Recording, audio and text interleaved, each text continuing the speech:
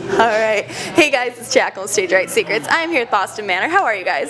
Good. How are you? Really, really good. Great. We need to talk about your knee though. You want to explain this drinking game? Because that looks pretty gnarly.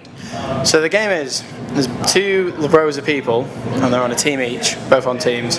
Big space in the middle, and there's an empty gallon of water in the middle. And you've got to take your shoe off and throw your shoe and knock over the gallon of water. Okay.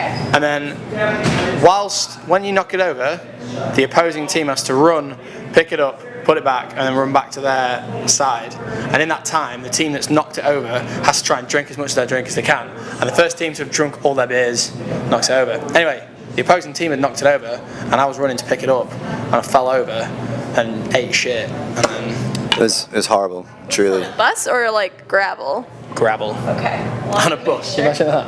I know, I was like, I don't know. There's what like to say. 6 on each team, so like, So basically you guys aren't that coordinated / good at that game. No, we actually no, we won. You won? Oh, Yeah, all we right. did. So, Yeah. Battlestar worth it? Yeah, awesome. Badge of honor. Yeah. Badge of honor, yes. So, since it is Vans Warped Tour, what is the most odd or unique thing you guys have seen out on the road? Whether that's someone dressed up in a costume or any food, what's it been for you guys? Oh, that's a tough question. Have you got any ideas? the most unique thing.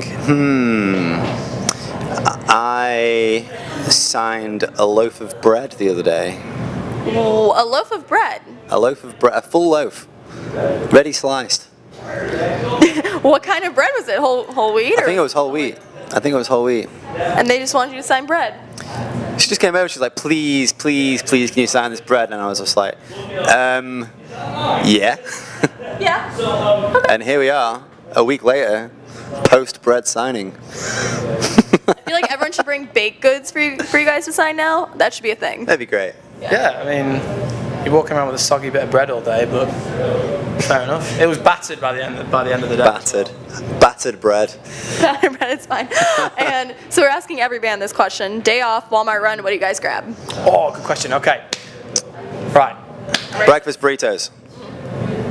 Big old bag of grapes, load of grapes, and then what we do is we hit up the flaxseed bread, big old loads of flaxseed bread. Ooh, yeah. As much hummus as you can fucking carry. What Yeah, kind of hummus though?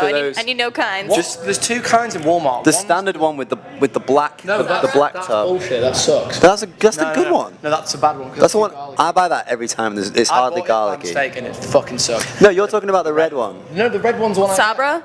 Yeah, that's the one I get. It's good. Maybe I should try the red one. It's way better. It's less garlicky. Alright. So that, and then fucking loads of orange juice. It's good. I buy so much OJ.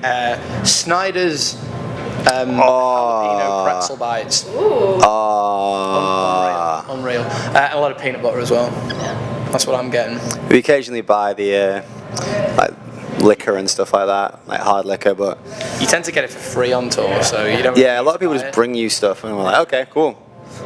Like one of the girls on our wagon that are, she's like in one of the bunks. Her parents came to visit the other day in Ohio, and they were just like, "What do you guys like to drink?" And we were just like, "Oh, just like whatever. We don't mind. Like we get beer every day anyway, so something other than beer would be cool." And then they brought us like 4 liters of like vodka and gin and rum and everything like that. So we were just like, We've got a mini bar now. cool. We have a literal minibar. All right, so I know where I'm going after this interview. So we need to talk about your music though. Your album flows really nicely. How did you guys decide the track order for that? Thank you. We actually, that's a big thing that we think about, and even when we were writing it as well, we were like, this sounds like a closer, this sounds like an opener, this sounds like it would flow after this song. We deliberately put Broken Glass at the end of side A so that it would feel like a closer to one side, and then the next track kind of kick starts and brings you into side B. And yeah, it's something we really like, that we really care about, is the kind of the way the record flows and stuff, because I think everyone's listened to records where it just sounds like a playlist. Really staggered and yeah. I feel like that's really overlooked. Yeah, for sure. Definitely is. Like we're very, very conscious about sort of everything we kind of come up with. Like even when it went down to like album artwork and stuff like that, we're like, well, we need to make sure it all fits the same kind of theme and the same vibe and stuff like that. And I feel like with Be Nothing, I feel like we nailed it. You did. I love art. I'm happy with it. Yeah. I love the artwork. It was done by a fantastic collage artist called Mia Land. She's from Brazil. She's really, really talented, and we messed around with ages for the artwork and the insert art as well. I don't know if you've seen it, but like if you, we spent a long time on that as well. She did all the collage art for that, and yeah, I just really like it. Like I like looking at it and stuff, and I'm not bored of the record yet. You know, we've been playing it every fucking day for like a year and a half now. Have you played the entire record then, front to back? No, there's a couple songs we have never played live. Still yet to play. Still yet to play. I don't know whether we will. I don't think we will. Yeah. Maybe we will one day. Maybe. Whose idea was it for the side A, side B thing? I think it was just like a collective idea. We all kind of like just throw ideas into the ring and then kind of see what sticks and what doesn't, and like we're all very open as well, which is great. Which means we can try loads of different things and kind of just go a little bit out of the box and that kind of thing. The decision making and the songwriting is very communistic and collaborative. Like, which doesn't always happen as well in like bands and things like that. it's hard. Like five opinions all kind of coming together. You know, but we've learned how to be open minded and how to not be like if someone doesn't like an idea, to be like, oh fuck you, you don't like my idea. You know, but like. Yeah, definitely. I think you need to just be patient with it. At times it is frustrating, but... Very cool. So what happens if you guys like disagree for like a single, your next single? Honestly, like the singles, we kind of just said like we just wanted to make sure we loved all 10 songs, and then we just kind of said to the label, well, and our management, like, yeah, well, whatever you guys want to pick is fine for us. Yeah, we'll just do that again. We listen to a lot of different opinions because obviously each of like our own opinions, we're going to have like a certain favorite. And I think at the time when we were picking singles, we all had our own favorite. And they weren't the same. Yeah.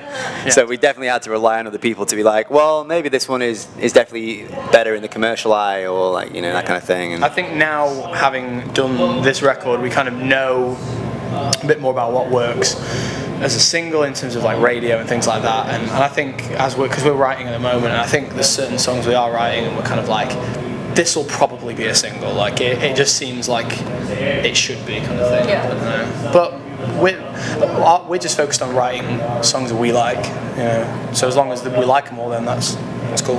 I always love asking this. So where's the most odd or unique place that you guys have written a song or come up with an idea for a song? I've gotten to Cemetery. That was my most weirdest one recently.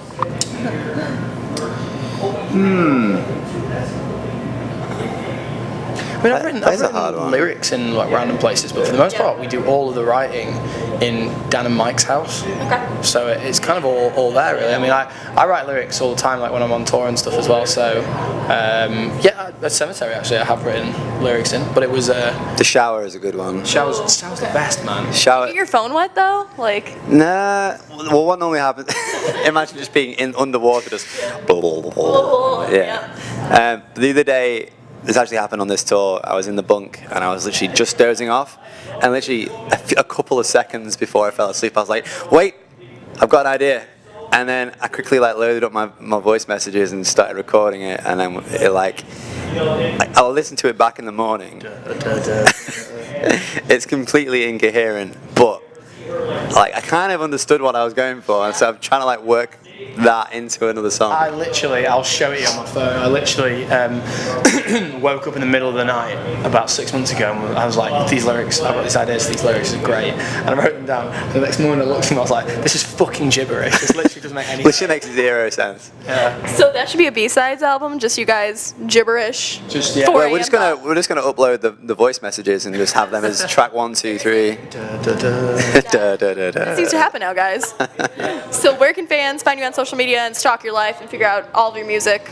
I mean, we're on pretty much everything. If you search Boston Manor, you'll find really negative reviews for the Harvester in Boston Manor in London, but apart from that, everything else will be our band. I think most of our socials are Boston Manor. Right, also traffic announcements for Boston Manor Road in London. Yeah, also in London. Not traffic, guys. We are not traffic, unfortunately.